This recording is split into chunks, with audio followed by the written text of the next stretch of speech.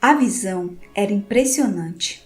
Gutierre de Cárdenas caminha solenemente pelas ruas de Segóvia, geladas e varridas pelo vento. A espada real mantida com firmeza à sua frente, segura pela ponta e a empunhadura para o alto. Atrás dele vinha um novo monarca, uma mulher de 23 anos, de altura mediana, cabelos louro-avermelhados e olhos verdes azulados. Suas sobrancelhas eram finas, tinha um rosto juvenil, cujo ar de autoridade era acentuado pela ameaça da arma de Cárdenas.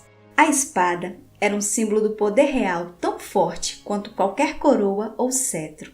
Aquela mulher que alegava ser a nova rainha de Castela em dezembro de 1474 estava destinada a se tornar a mulher mais poderosa que a Europa já vira desde a Era Romana. Apenas Elizabeth I da Inglaterra, a arquiduquesa Maria Teresa da Áustria, Catarina Grande da Rússia e a Rainha Vitória do Reino Unido podem rivalizar com ela, cada qual em sua própria era. Para alguns, ela continua sendo a maior. Não houve na história nenhuma mulher que tivesse suplantado suas realizações, afirmou o historiador da Espanha, Hugh Thomas. As realizações de Isabel não são notáveis apenas por causa do seu sexo, mas especialmente por ele. Isabel promoveu a unificação da Espanha através da união com Fernando de Aragão, instituiu a Santa Inquisição, fazendo uma limpeza religiosa e étnica, levando milhares de pessoas à fogueira, expulsou e perseguiu judeus e muçulmanos, apagando-os da população oficial da Espanha, e ainda financiou a descoberta do Novo Mundo, ganhando glória, poder e ouro. Com isso, ela se tornou um símbolo de virtude para conservadores e religiosos, que até hoje tentam sua beatificação. Eu sei, são atos terríveis pelos padrões éticos atuais, mas foram amplamente aplaudidos na Europa na época. Isabel era apaixonada por Deus, seu marido e seu país. Sua história não é sobre sexo, é sobre poder.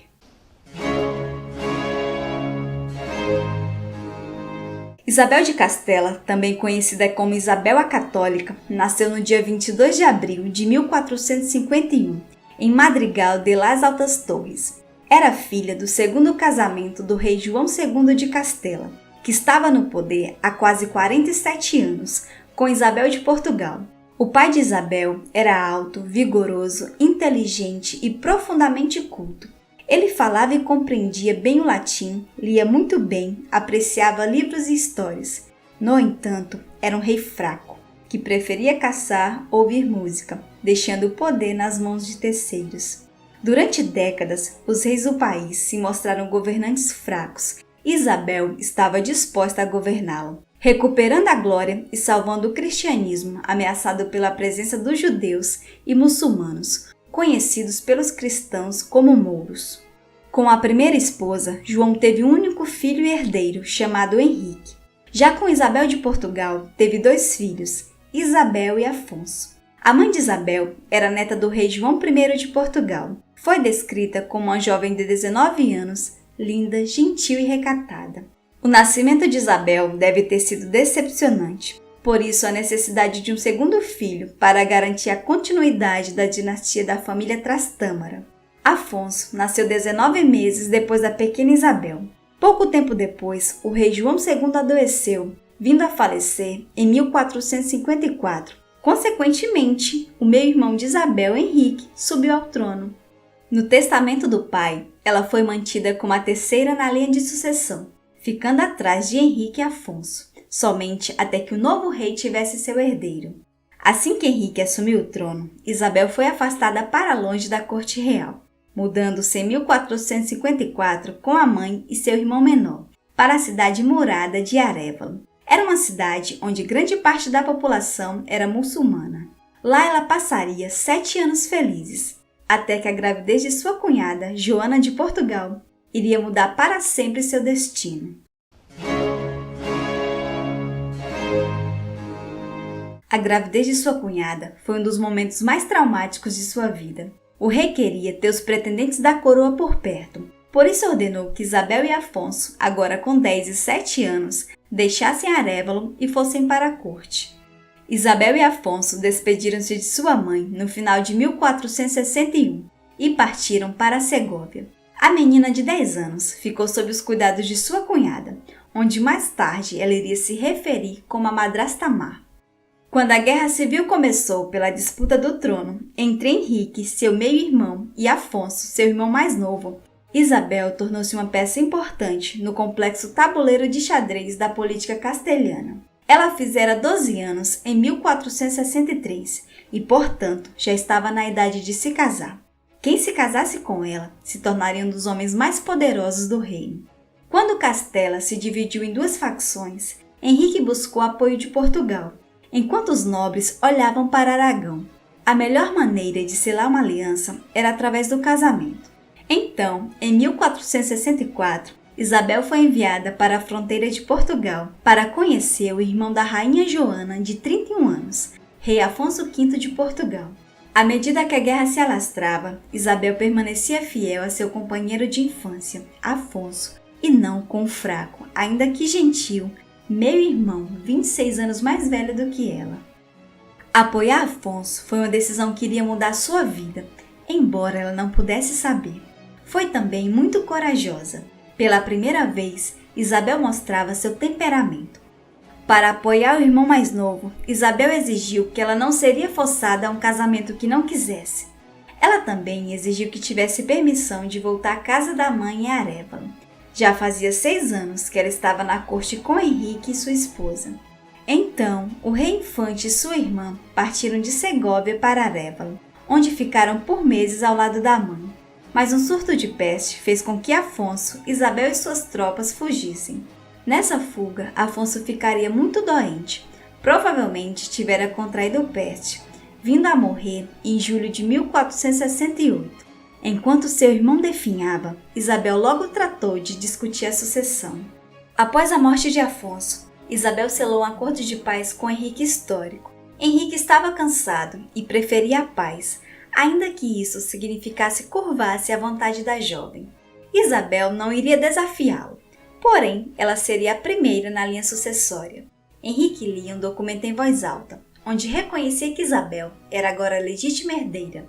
Na sua cabeça, se ela for indicada a futura rainha de Castela, isso tinha sido determinação de Deus. E se Deus a havia escolhido para fazer o seu trabalho, então ela só precisava respeitar seus princípios para que ele aprovasse suas ações, que eram divinamente sancionadas. O único problema, na verdade, era saber exatamente quais eram esses princípios. Para isso, ela buscou homens sérios, que na sua concepção eram homens virtuosos. Durante o período que ficou em Segóvia, conheceu um deles, o prior Tomás de Torquemada. Ele tinha ideias claras sobre os males que afligiam o reino. Para ele, tais males eram judeus, os conversos, que eram judeus convertidos, os profetas, a simonia, corruptos e muçulmanos. O reino estava doente, ele lhe disse, e precisava ser purificado. Somente um remédio amargo lograria êxito. Agora, com 17 anos, Isabel estava nas mãos de nobres que tinham apenas um objetivo, o poder. Sem nenhum dinheiro próprio e nenhuma garantia que os rebeldes iriam apoiar uma mulher no trono de Castela, ela usou bom senso. Em vez de desafiar Henrique, ela iria travar uma batalha diferente. Queria ter o direito de escolher o próprio marido.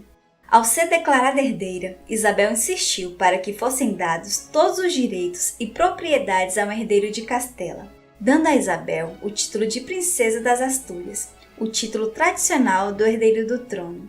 Com o título vinha propriedades e terras. A sua nova posição estava lhe dando uma base de poder pessoal.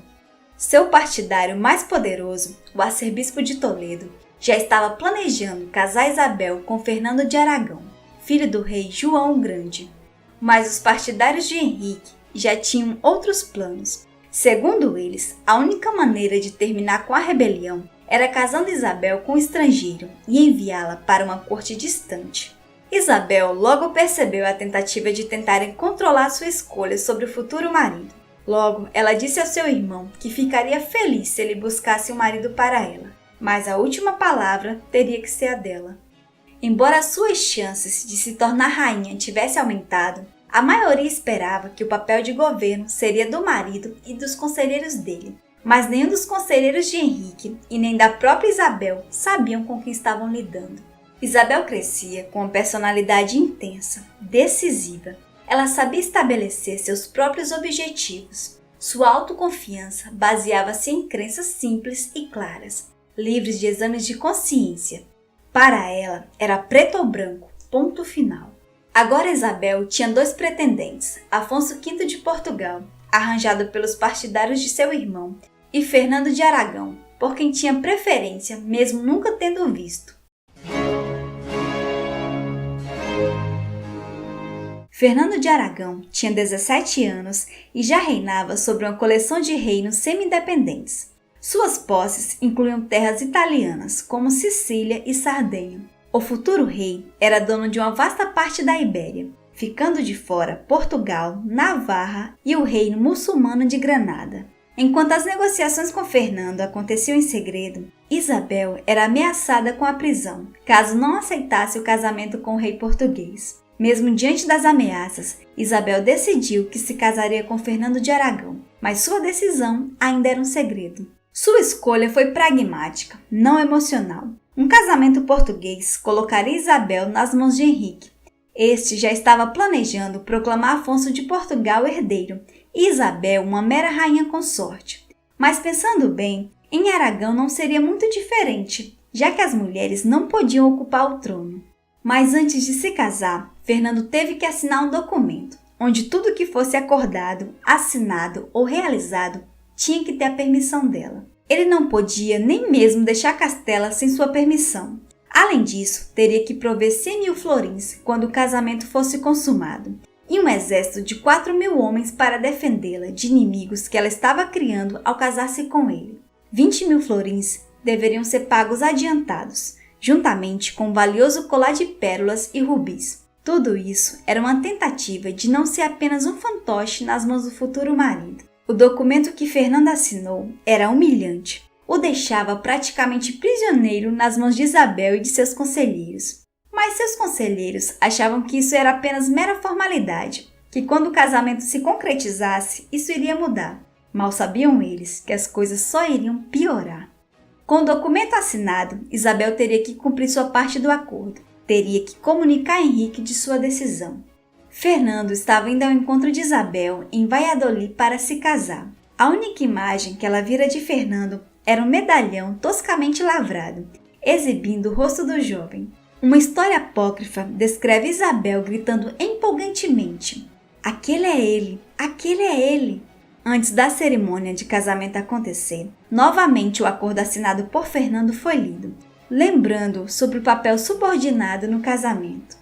A parte religiosa do casamento foi celebrada pelo arcebispo de Toledo, que conseguia representar os interesses de Deus, Castela, Aragão e de si próprio ao mesmo tempo. Como a noiva e o noivo eram primos de terceiro grau, precisavam de uma autorização papal para se casarem. Mas o Papa Paulo II estava do lado de Henrique, negando a dispensa aos noivos. O problema da validação do casamento foi resolvido com a leitura de uma bula papal totalmente falsa, supostamente concedida pelo Papa Pio II. Isabel foi cúmplice na fraude. Minha consciência está absolutamente limpa, como pode ser demonstrado por documentos autênticos e bulas papais, sempre e onde forem necessários. Isabel estava blefando. Ela nunca vira nenhum documento autêntico. Após a noite de núpcias, os lençóis manchados de sangue foram exibidos a um grupo de pessoas que esperavam do lado de fora do quarto de Isabel, no palácio de Juan de Vivero, em Valladolid. Ela queria que o povo soubesse que o casamento havia sido consumado e que ela tinha se casado virgem. As comemorações duraram 7 dias, com danças, fogueiras e brincadeiras, enquanto os espiões de Henrique observavam atentamente. Isabel e Fernando iriam descobrir que juntos eram mais fortes do que separados. Ambos tinham plena consciência de seu próprio status real e dos perigos de permitir que outros exercessem o poder, por menor que fosse, em seus nomes.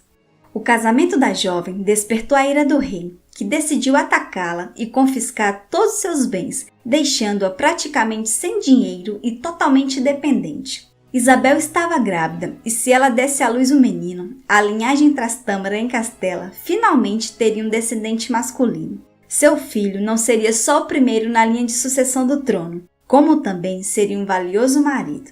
Em 2 de outubro de 1470, Isabel deu à luz. Quase todos ficaram decepcionados, exceto Henrique. O fato de sua filha ser uma princesa infanta de Castela e Aragão era um sinal do quanto sua família poderia se tornar poderosa se a própria Isabel um dia ascendesse ao trono.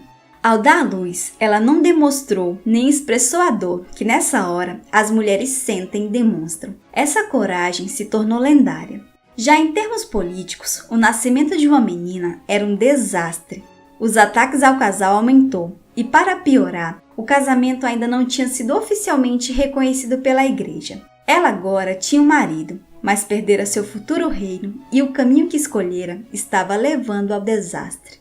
Ela então decidiu escrever uma carta ao rei, enumerando todas as suas queixas. Uma cópia foi pregada na Catedral Gótica dos Burgos. Esse ato foi uma demonstração de bravura, misturando fatos, fantasias e mentiras. Isabel deixou bem claro que não iria abrir mão dos seus direitos e que Deus poderia ser seu juiz. Com a eleição do Papa Sixto IV em 1471, Isabel e Fernando conseguiram a bula papal, assinada com a dispensa do casamento. Esse foi um momento muito importante para a jovem princesa. Significava que Henrique já não podia acusá-la de jogar fora sua virgindade e sua honra inutilmente. Era o primeiro raio de luz no fim do que se tornara um túnel longo e escuro. Essa luz ganhou força em 1474, quando seu meio-irmão, o rei Henrique IV de Castela, morreu. Ao saber da notícia, Isabel chorava desolada a morte do irmão, que a governara por 20 anos. Mas a tristeza não durou muito, nem os trajes de luto. Um palco de madeira foi erguido na Plaza Maior da cidade de Segóvia. Isabel apareceu vestida em um traje reluzente de ouro e pedras preciosas, demonstrando toda a sua magnificência. Lá diante de uma multidão, enfrentando o frio de dezembro, ela foi proclamada Rainha Regente de Castela. Jurou proteger seu povo, respeitar a igreja e fazer seus reinos prosperarem. Como eu já disse no início, ela desfilou pelas ruas de Segóvia, com a espada da justiça à sua frente. Nenhuma mulher jamais assumira, muito menos ousara exibir, uma autoridade tão absoluta ou símbolo de intenção de violência. Alguns murmuravam sobre certas leis que declaravam que as mulheres não tinham direito de aplicar a justiça, que aquele papel era do marido, não dela. Havia outro problema ainda maior. Isabel não era a verdadeira herdeira dos reinos de Henrique. Essa honra pertencia a Joana a Beltraneja. Após a cerimônia, Isabel escreveu as cidades de Castela, como se nada houvesse de errado ou inconveniente nos juramentos que acabara de fazer. Ela recebeu o apoio dos nobres de Henrique e exigiu que outras cidades fizessem o mesmo. Eu vos ordeno que hasteiem bandeiras para mim, reconhecendo-se como vossa rainha e senhora natural, bem como para o nobre e poderoso príncipe rei Fernando. Ele havia se tornado seu rei consorte e ela a soberana legítima. Na verdade, ela era uma usurpadora. Sua proclamação era um golpe preventivo contra a verdadeira legítima.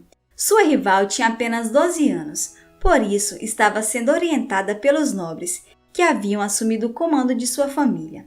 A rainha autoproclamada agora tinha que garantir que seu marido se mantivesse leal, que os nobres, bispos e a cidade a apoiassem e que sua independência não desaparecesse repentinamente. No ninho de cobras, que era a sucessão castelhana, Fernando era o grande rival de sua esposa. De um lado, ele podia alegar ser o soberano de fato, se acreditasse que o sexo de sua mulher a tornava impossível de governar. Mas ele acreditava que poderia acabar com sua intransigência, com paciência e realizando suas vontades conjugais, se é que me entendem. Mas não teve jeito. Isabel era a herdeira e seria ela quem daria a última palavra.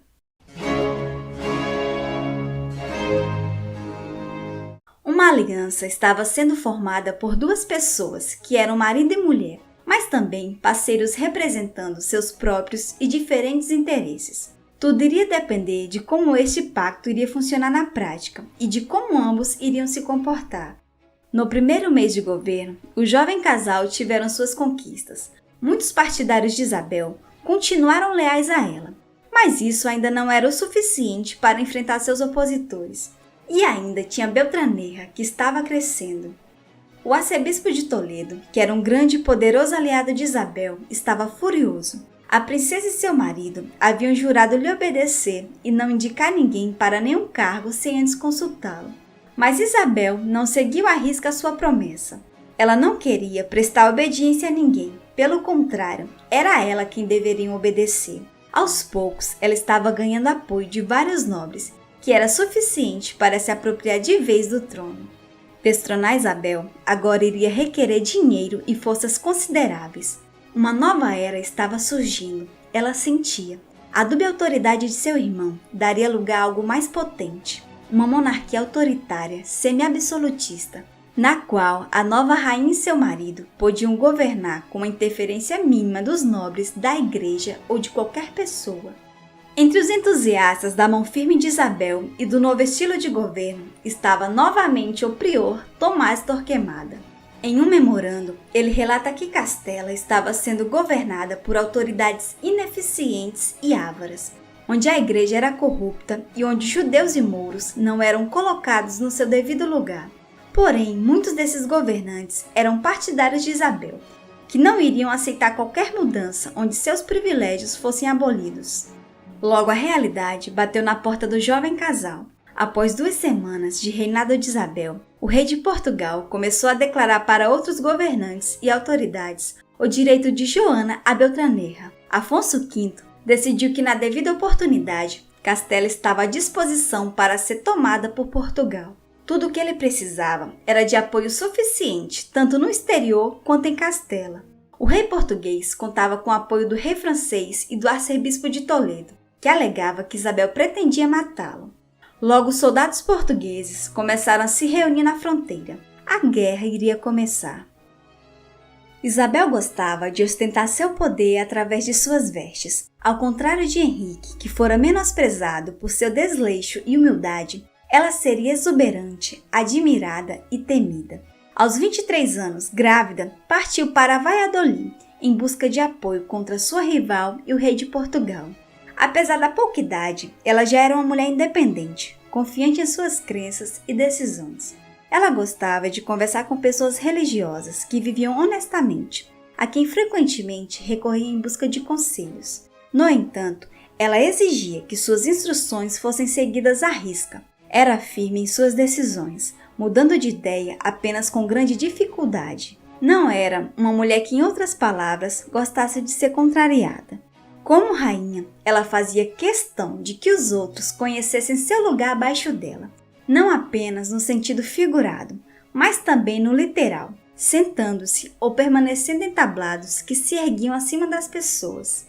A pessoa em que mais confiava era no Frei Talavera, seu confessor, o único que fez Isabel se ajoelhar contra sua vontade. Ela tinha ideias tradicionais, claras e inflexíveis, sobre exatamente qual era o lugar de cada pessoa. Ele não era apenas seu confessor, era um dos seus mais valiosos servidores, encarregados de projetos grandes e complexos. Ele a tinha em alta consideração, exigindo que ela fosse exemplar em todas as questões.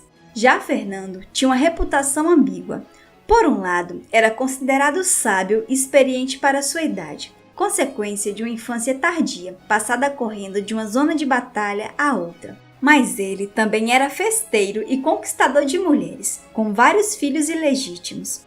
Embora amasse muito sua esposa, ele também se entregava a outras mulheres, escreveu Pulgar. Era, em outras palavras, um casal que se compreendia perfeitamente no que se referia a governo, embora Isabel se esforçasse para lidar com as andanças sexuais do marido. Toda essa autoconfiança escondia uma camada de insegurança, que por sua vez revelava uma paixão por seu marido, que além do que podia imaginar de um casamento motivado politicamente. Ela era de tal modo apaixonada que morria de ciúme, que se sentisse que ele olhava para alguma dama da corte com ar de traição e desejo, ela discretamente buscava modos e maneiras de dispensar aquela pessoa de seu ambiente doméstico. O ciúme era algo que ela buscava controlar em público, mas outras pessoas concordavam, que o vigiavam com ciúmes desmedidos. A guerra pelo trono estava prestes a acontecer. O rei português reuniu ao menos 10.000 soldados de infantaria e 5.000 estavam a caminho de Castela. o embaixador do rei português viajou a Valladolid e exigiu que Isabel e Fernando deixassem o país. A resposta foi simplesmente não. Isabel partiu de Valladolid para Toledo em busca de apoio. Após conseguir, partiu novamente para Valladolid. Cavalgou com tanta força que acabou perdendo o bebê que esperava. Mesmo enferma, ela não conseguia deixar os negócios do reino. E enquanto se recuperava, assinou um documento que dava amplos poderes a Fernando. Sua reação surpreendeu alguns, que achavam que ela deixaria a guerra para seu marido. Foi durante esses turbulentos dias que os comentaristas começaram a atribuir-lhe determinadas qualidades masculinas. Era um claro sinal de que Isabel dera um passo para fora dos limites do comportamento feminino tradicional, provocando tanto perplexibilidade quanto admiração. Os castelhanos estavam acordando para sua personalidade forte e mão firme, obrigando-os a repensar exatamente do que uma mulher, ou ao menos uma rainha, poderia ser capaz. De Ávila, Isabel partiu para o norte em direção a Tordesilhas, com um grande exército de 1.500 homens. Era julho de 1475, apenas um mês depois de Isabel ter sofrido um aborto. De Tordesilhas, ela partiu para Burgos, para supervisionar uma das primeiras grandes vitórias de sua guerra contra Joana e seus partidários. A fortaleza desistira da luta depois de 9 meses de cerco. Com a posse da fortaleza, Isabel garantiu para seu lado uma das principais cidades de Castela e deu um grande passo no sentido de bloquear a passagem do rei da França, se ele mantivesse sua promessa de unir-se à luta contra ela. Burgos era uma cidade rica e movimentada. Nenhum monarca poderia esperar controlar o reino sem a ajuda da cidade. Isabel e Fernando estavam estabelecendo um relacionamento militar que, mais uma vez, baseava-se na divisão inteligente de trabalho e iria perdurar com eles por mais de uma guerra.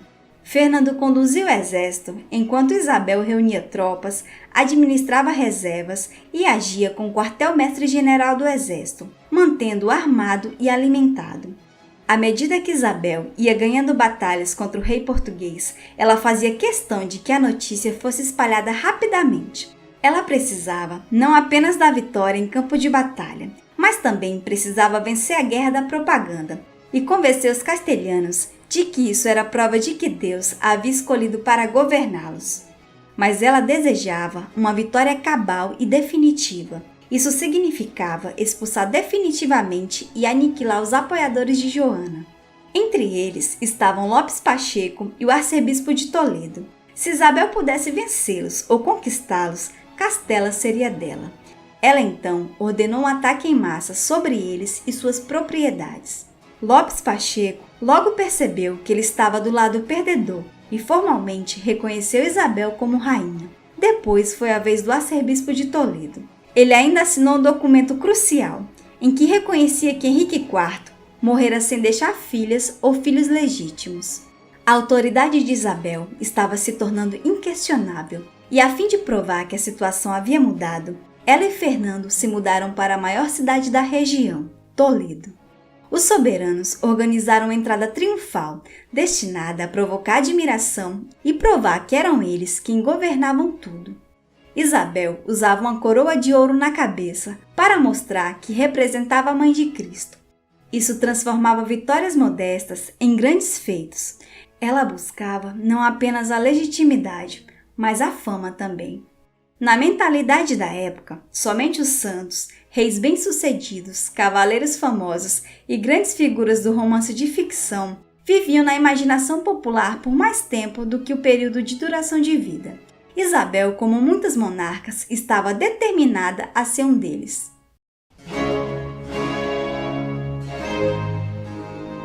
Isabel chegou em 1477 em Sevilha, uma cidade grande e difícil de domar, criando a Santa Irmandade, uma rede nacional de polícia e magistrados, que poderia se tornar um instrumento para a imposição da autoridade real.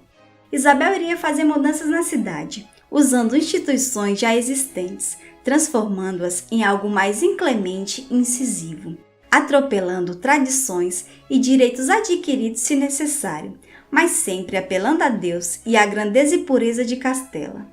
Nas Irmandades, Isabel agora tinha uma arma crucial, que podia ser usada para impor justiça ou, se ela preferisse, tirania.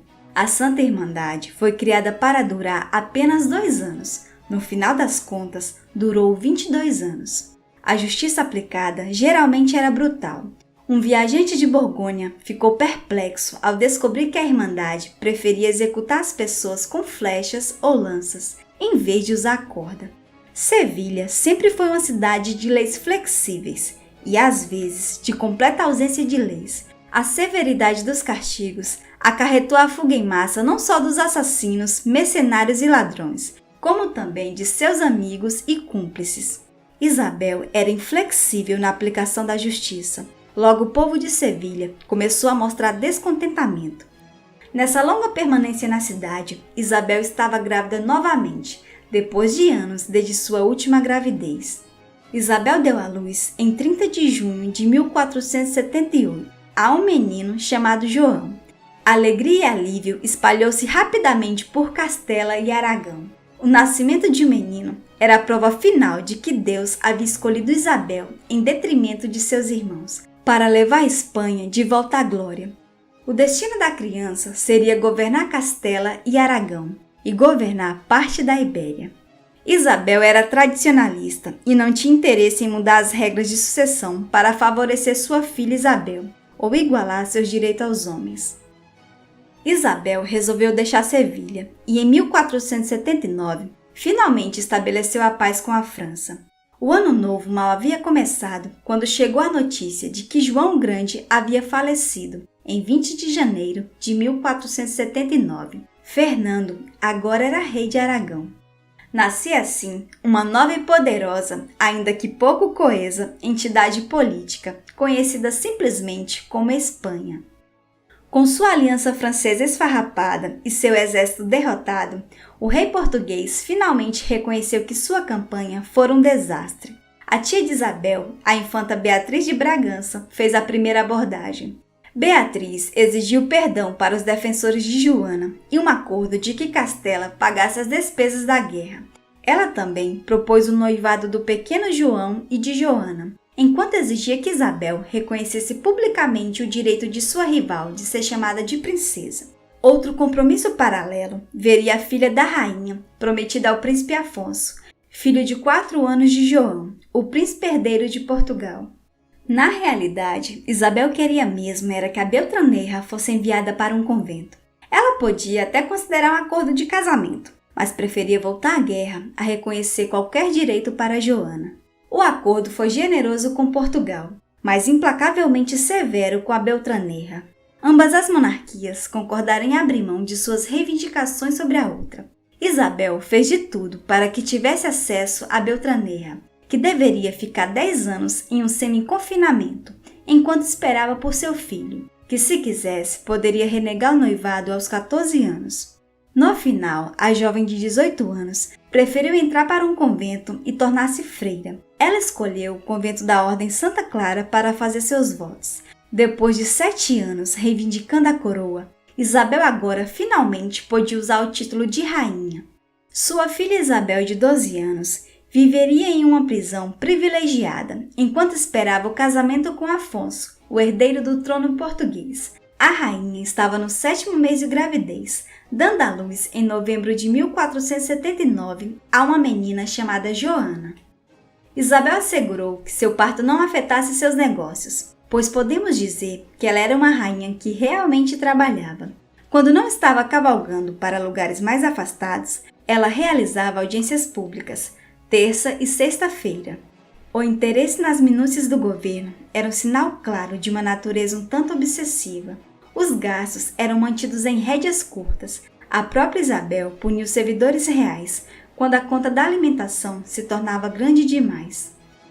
Depois da conquista definitiva da coroa, Isabel passaria a se dedicar à purificação dos seus reinos, implantando o que viria a se chamar de Inquisição. Ela já havia avisado para as autoridades de Sevilha que preparassem um bom suprimento de correntes e algemas, e também espaço suficiente nas masmorras e prisões. Isabel estava implantando uma espécie de terror religioso. À medida que o terror se espalhava, várias pessoas deixavam suas casas, fugindo de punições muitas vezes sem provas ou por motivos torpes. A punição começou por Sevilha. A cidade abrigava o maior número de judeus do mundo. A Inquisição espanhola faria dele seu principal alvo. Isabel jurou que acabaria com as heresias e que essa seria sua principal tarefa. Os inquisidores de Isabel levaram apenas alguns dias para provocar tumulto, fazendo grande uso da autoridade. Logo as prisões ficaram cheias. Aqueles que confessavam e se arrependiam eram chamados de reconciliados. Podiam se safar pagando multas, mas somente após a humilhação pública. A igreja implantou como pena de morte a fogueira ou garrote. Nos primeiros anos, cerca de 16 mil pessoas foram mortas pela Inquisição, cerca de 1/6 de seus habitantes. Com os inquisidores provando que a adoção do judaísmo estava disseminada, a Inquisição logo começou a se espalhar para outras cidades, tornando-se uma máquina que se auto-perpetuava e se autorrealizava. Ao extrair falsas confissões, ela criava um número tão grande de hereges que rapidamente se presumiu que muitos dos conversos realmente deviam ser judeus secretos. O anonimato era garantido àqueles que denunciavam os supostos hereges, fazendo com que os acusados pouco pudessem se defender. Com o anonimato garantido, a Inquisição tornou-se um canal para a vingança pessoal e ódio popular. Assim, os cristãos não precisavam mais se rebelar ou atacar os conversos, a quem chamavam de porcos. Eles podiam simplesmente denunciar. A Inquisição havia se tornado, em outras palavras, uma forma de terror.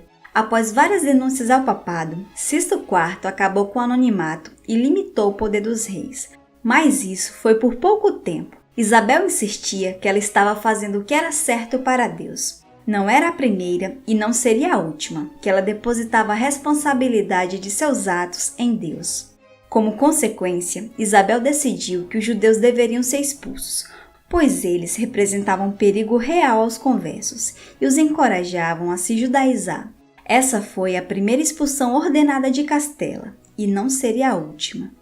Os judeus da Espanha, cujas origens remontavam a muito antes da chegada do cristianismo, deveriam se converter ou deixar a terra que habitavam há pelo menos 10 séculos. Isabel justificou sua decisão, alegando que aquilo era obra de Deus. Acha que isso parte de mim? Foi Deus que colocou essa ideia no coração do rei, ela disse. Uma das vantagens de uma monarquia dupla era que sempre que politicamente útil, a responsabilidade oculta podia ser transferida ao parceiro. A rainha primeiro instalou a Inquisição espanhola e agora estava orquestrando a expulsão dos judeus. A onda de perseguição aos judeus já tinha começado na Inglaterra, França, Genebra e Itália. Aos poucos, a intolerância se espalhava na Espanha. Tomás de Torquemada era o principal inquisidor e quem instou a rainha a colocar judeus e mouros em bairros separados.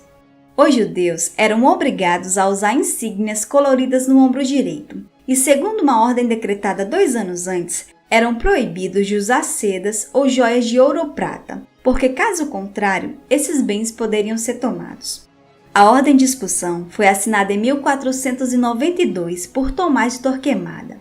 11 dias depois, Isabel e Fernando assinaram uma ordem mais ampla, dramática e devastadora. A ordem era que todos os judeus e judias deixassem as terras e nunca mais retornassem. Assim, os judeus começaram a embalar os poucos pertences que tinham permissão para levar com eles. Fernando e Isabel permitiram que eles levassem seus bens por terra ou por mar, desde que não levasse ouro, prata ou outros bens valiosos. Dezenas de milhares de judeus se converteram, e isso incluiu até mesmo os que estavam indo embora. Durante os deslocamentos, eles sofriam todo tipo de violência possível, a começar por assaltos e roubos. Na mente de Isabel, expulsar os judeus era apenas mais um passo no processo de construção de uma sociedade ordenada, homogênea e religiosamente pura. O preço, em termos de sofrimento humano e vidas perdidas, não a preocupava muito. Meses mais tarde, Isabel assinou uma ordem para erradicar o Islã. Todos os exemplares do Corão e outros textos islâmicos deveriam ser queimados. Cerca de 5.000 livros e rolos de pergaminho foram queimados. Além dos judeus, Isabel também prometeu expulsar os mouros da Espanha. Essa ambição foi registrada com toda a força no contrato de casamento com Fernando. Iremos declarar guerra aos mouros em todas as frentes, de forma que, se Deus quiser, esperamos recuperar não só a cidade perdida, mas outras também, a fim de servir nosso Senhor e espalhar sua santa fé.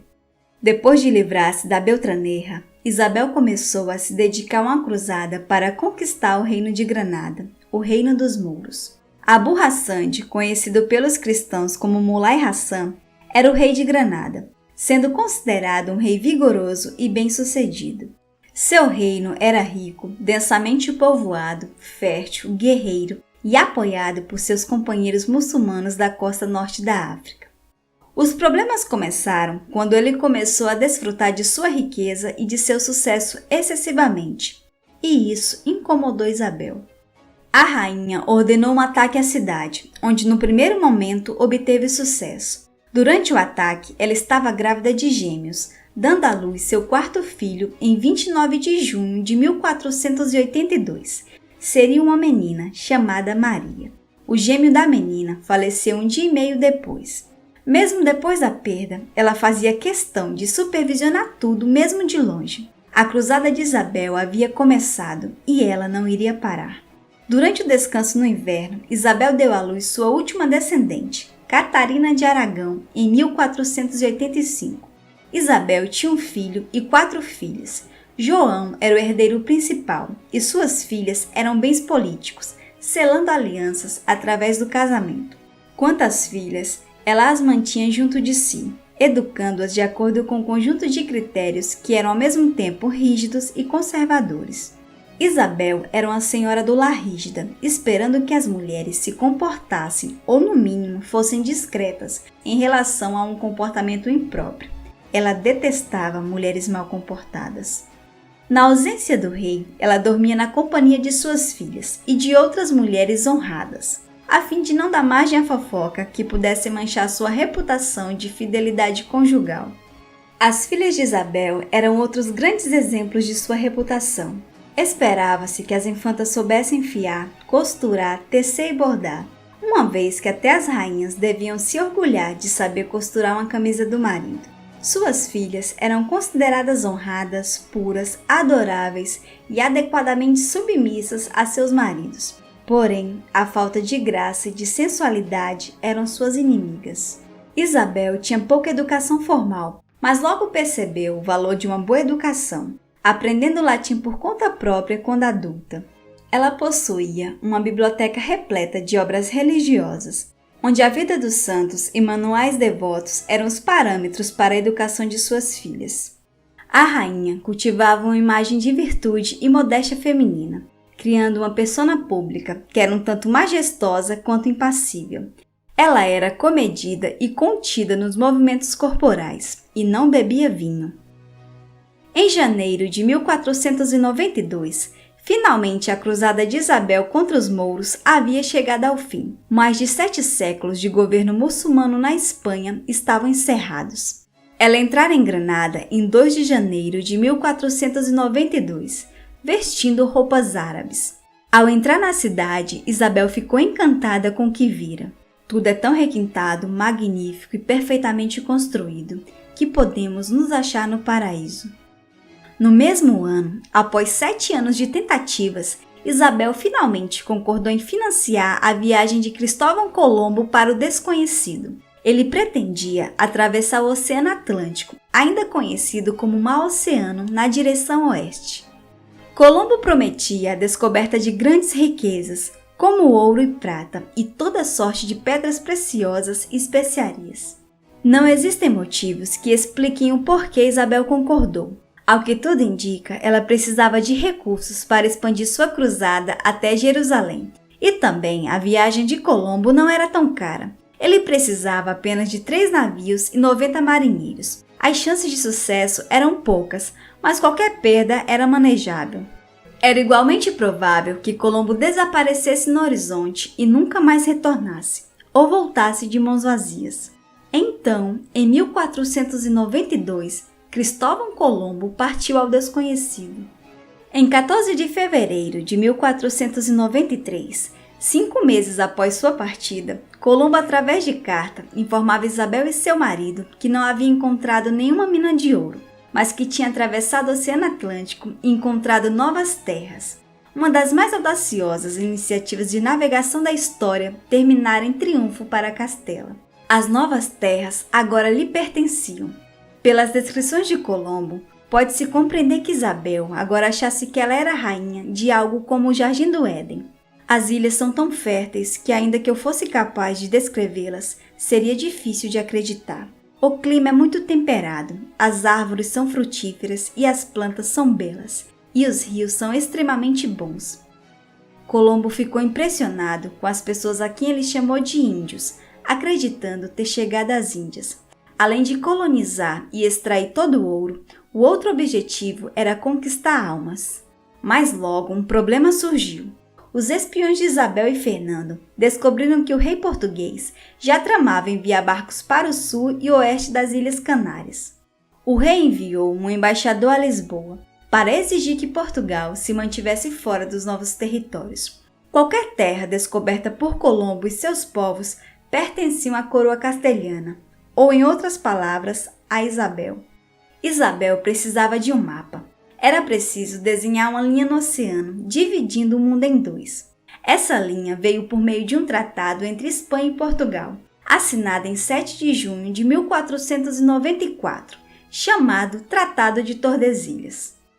Essa linha imaginária passava a 370 léguas de Cabo Verde. O território a oeste da linha ficaria com a Espanha e a leste com Portugal. Com isso, a paz foi assegurada e permitia que a aventura de Colombo continuasse sem entraves.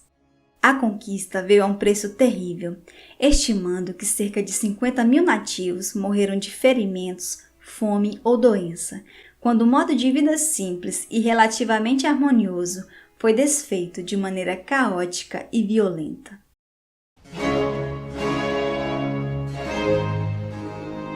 Depois da descoberta, a vida pessoal de Isabel iria se tornar um lamento. No ano de 1497, Isabel sofreu um duro golpe, a morte de seu filho João, de 20 anos, vítima de varíola. Em seguida, no ano de 1498, Isabel perdeu sua filha mais velha, vítima do parto. A rainha estava ficando doente e entrando em depressão. Dali em diante, ela viveu sem alegria, recordou um cronista. Isabel já não conseguia viajar grandes distâncias. Ela passava a maior parte do tempo na cama e precisava de bem pouco espaço para si mesma. As 2 décadas de estabilidade e o contínuo crescimento populacional finalmente permitiram que a economia de seu reino se expandisse vigorosamente. A rainha já estava há 30 anos no trono.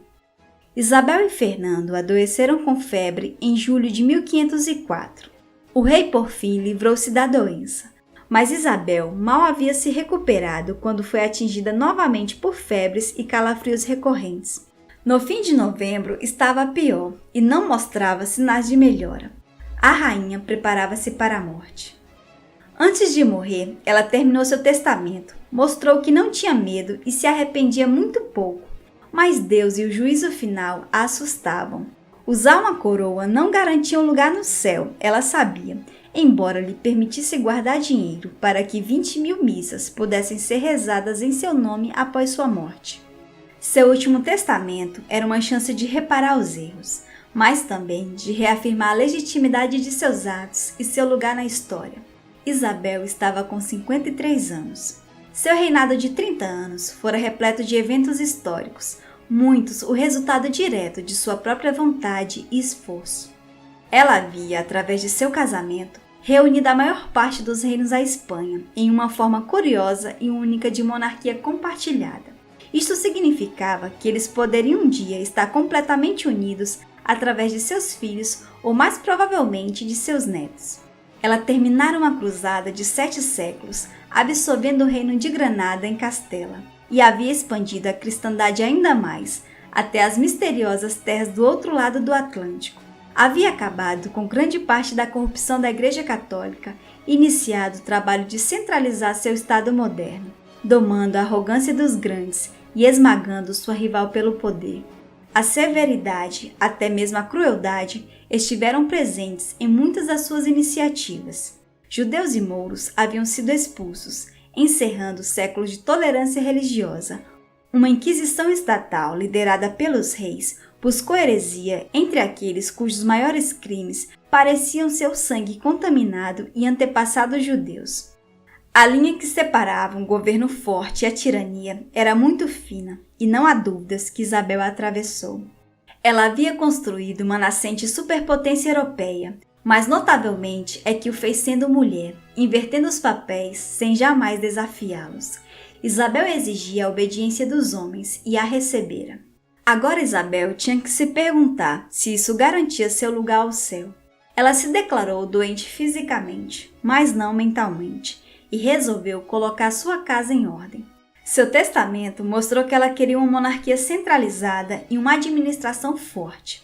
Acima de tudo, ela queria que suas dívidas fossem saldadas. Se houve erros, ela acreditava que foram poucos e espaçados. Joana foi nomeada sua herdeira, que deveria garantir que as novas terras do outro lado do Atlântico e as que ainda fossem descobertas pertencessem à coroa de Castela, e deveria tentar continuar a cruzada da Espanha, levando-a do Mediterrâneo até a África. Para encerrar, ela deveria ser enterrada em Alhambra, usando o hábito simples da ordem franciscana. Seu enterro deveria ser simples e sem excessos. E deixou claro que não demonstrara nenhuma preocupação com a expulsão dos judeus ou com a conversão forçada dos muçulmanos. A Inquisição, segundo ela, era necessária e iria sobreviver por mais 13 anos. Isabel entra para a história como uma monarca poderosa e bem-sucedida na Europa.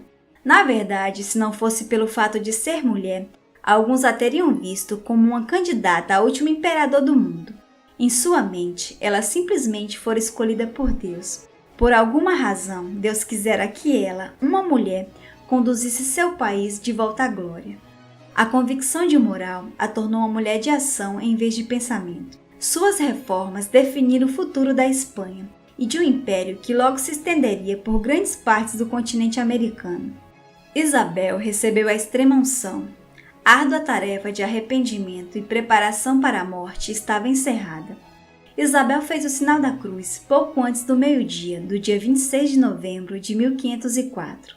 A rainha de Castela deu um último e leve suspiro e morreu encerrando 3 décadas de governo e 35 anos de casamento com Fernando. Olá, eu sou a professora Zilmar. Espero que você tenha gostado do vídeo. Então não esqueça de deixar seu like, compartilhar com seus amigos e comentar no vídeo abaixo. Até o próximo. Tchau!